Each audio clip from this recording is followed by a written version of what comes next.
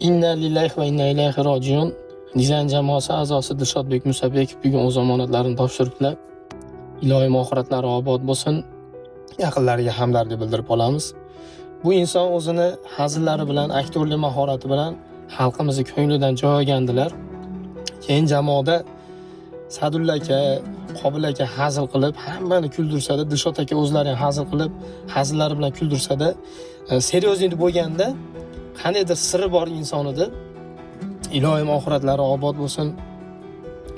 Dizaynda oxirgi konsertida yuraklari pristup berib, kasalxonaga yotgan ekanlar.